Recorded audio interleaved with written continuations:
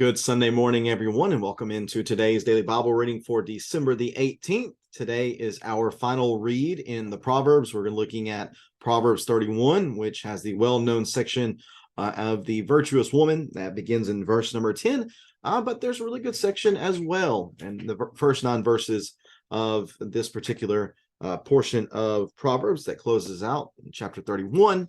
And we want to give some good attention to that as well as we go and read through the text. So today, instead of having a top 3 like we have had, today we're just going to take a look at these 2 sections, highlight a few things, and allow that to be our reading for today. With this being our last read through Proverbs, means tomorrow we're going to begin reading through Ecclesiastes, which is a really cool read. It's very interesting, very thought-provoking, and I'm looking forward to reading that together with you as well. So let me go ahead and get the text up on the screen for us of Proverbs 31.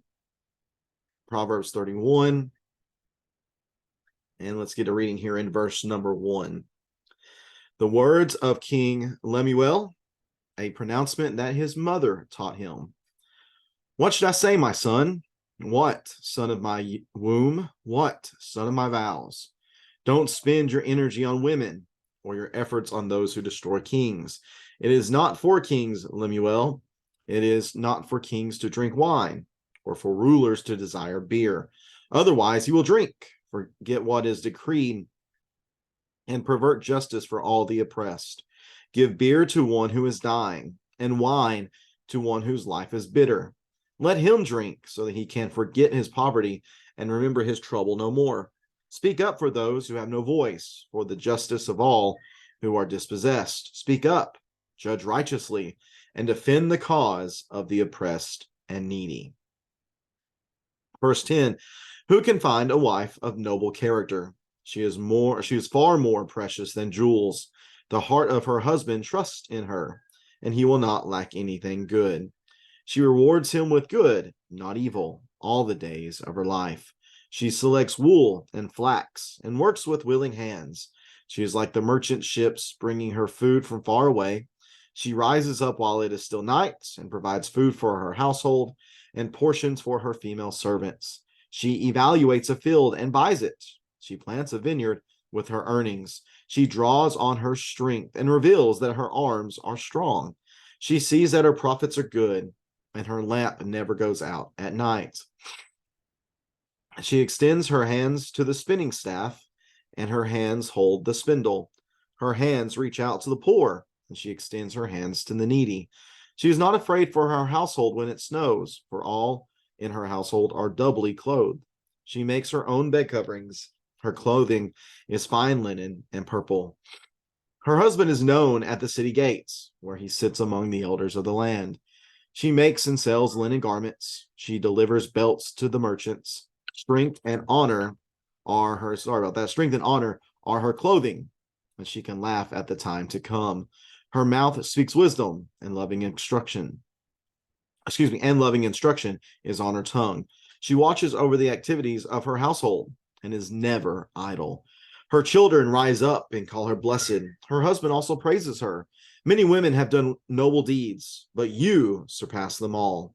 Charm is deceptive and beauty is fleeting, but a woman who fears the Lord will be praised. Give her the reward of her labor, and let her works praise her in the city gates. And that is Proverbs 31. Going back to the first 10 verses, whenever it mentions here, these are the words of King Lemuel. Don't really know who that is either. He's not a king of Judah or Israel.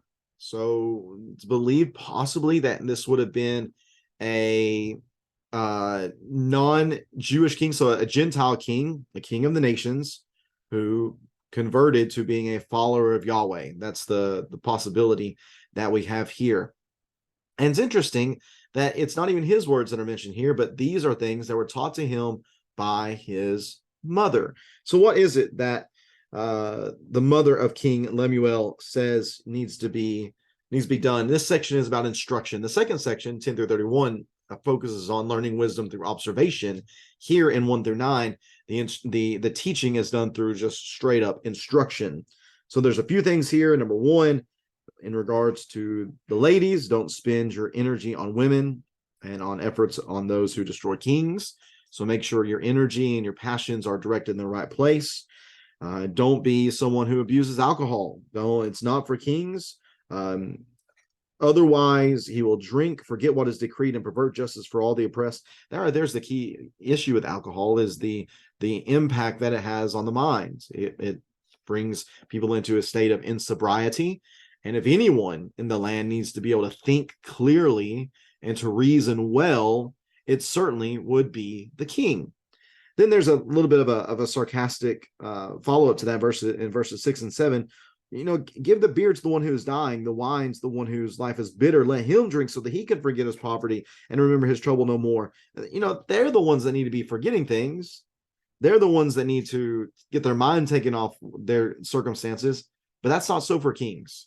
Kings don't need to be in that position. Kings have a very serious position. That a lot of responsibility is on them, and they're accountable for those they rule. Therefore, they need to make sure that they are, again, clearly thinking. And one of those areas in which they need to be clearly thinking is taking up for those who are less fortunate, those who are dispossessed, those who have no voice, those who are oppressed and needy. You need to really consider them, King Lemuel, and make sure that you are doing right by them. And we know from our read through the Proverbs up to this point that he definitely needs to take care of this part of his nation, because God cares a lot about them. There's so many times, I probably should have gone through and kept note of it, how many times within the Proverbs, the needy, the oppressed, the poor, the widow, the orphan, how many times they're mentioned, and how many out of those times they're mentioned is it mentioned explicitly that God cares for them, that God remembers them, that God is aware of them, that God looks out for them and provides for them so many times. So King Lemuel, you need to make sure that you're paying attention to them too. Don't get distracted by women. Don't become influenced by alcohol, but be able to judge and to rule and to lead righteously and justly. In doing that, you can be a good ruler. So we have that here within this text of Proverbs 31 in verses 1 through 9. However, there's a shift in verse 10, and nobody's really sure whether or not this is a continuation of King Lemuel's mother's instruction, or if this is something new altogether and they've just been put together here to wrap up this particular writing of Proverbs or not. Nonetheless, again, it is the wife of noble character, that she is godly in her character. Whenever we go through and look at this Hebrew acrostic poem, and of course, being translated to English, we lose that element of the text, that each of these verses would begin with a letter of the Hebrew alphabet. Again, we just don't see that, but that's just something to know about the text. As we look through this text, number one, she works well with others. That's something that's noted in verses 11 and 12, verses 13 through 19. She's a hard worker. That's also mentioned in verses 24 and 27.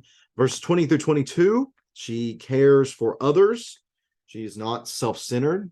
She is not selfish in the way she behaves, but she is always looking out for others, whether it be her household, whether it be the poor, the needy, whether it be some of the female servants that I mentioned earlier. She cares for others. And as a result, she's a true blessing to her husband. Verse 23, her husband is known in the city gates, where he sits among the elders of the land. She just flat out, she is a good wife that is supportive of her husband. She's not someone that detracts from her husband. I think there were some pretty poor wives in the Old Testament stories. There's some poor husbands in New Testament stories as well. And it's hard for a spouse to have to put in double duty, not only to make up for the lacking of his or her spouse, but then to do even more to make the situation as good as it can be. Here within Proverbs 31 and verses 10 through 31, we have a wife who is very complimentary to her husband, and she's a true blessing to him and really helps him to be well known within the city.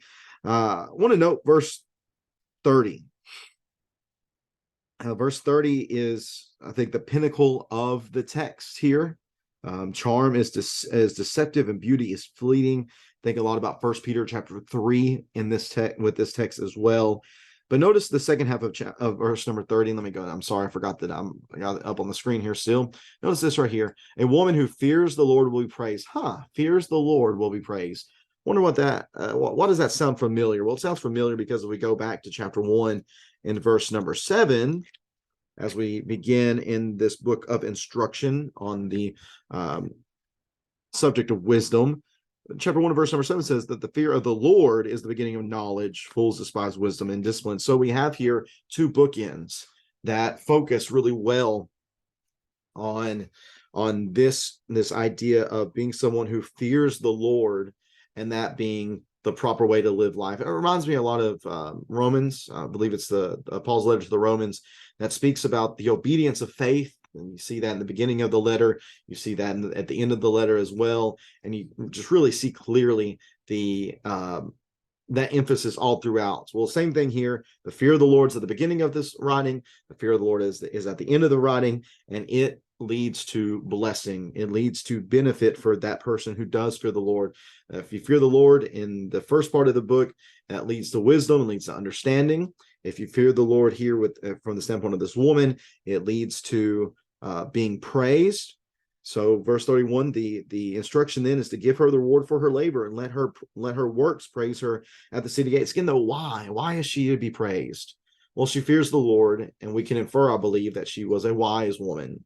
That the woman here is described as a wise woman, a woman of understanding, someone who has knowledge and doesn't just have these things theoretically, but lives based upon these things. Is very practical in nature. And that's, I think, something that we need to take away from wisdom, is that wisdom is not just purely an academic exercise. It's not something that we just store up in our brains, but true wisdom is something that is lived out in our lives. Because notice, if you go through this text here, Proverbs 31, 10 through 31, we see a woman who is active. She's doing things. She's not just sitting on the couch twiddling her thumbs all day long. No, she's active, and she's very industrious. That's what wisdom is. Wisdom does not sit down and do nothing. Wisdom acts. And it is through those actions that wisdom is manifested and expressed in the lives of those who fear the Lord. So that is our call then, is to be people who fear the Lord. Again, that's one of the very first things that's said within the letter, or excuse me, not within the letter, within this writing, this compilation of writings. It's one of the, it basically is the very last thing that's said at the end of the compilation of these writings. Therefore, we need to take it away. We need to take it away that fearing the Lord is truly the beginning of wisdom. It leads to understanding, it leads to knowledge, but we need to make sure that we then live based upon that fear, wisdom, understanding, and knowledge. May we be a people who are showing through our actions each day that we fear the Lord and that we've embraced wisdom, and that we're trying to live according to this godly knowledge and this godly understanding. I really do hope that our read through Proverbs has given us lots to think about. If there's anything for this particular section, chapter 31, that stands out to you, please feel free to leave that in the comment section here on Facebook or YouTube.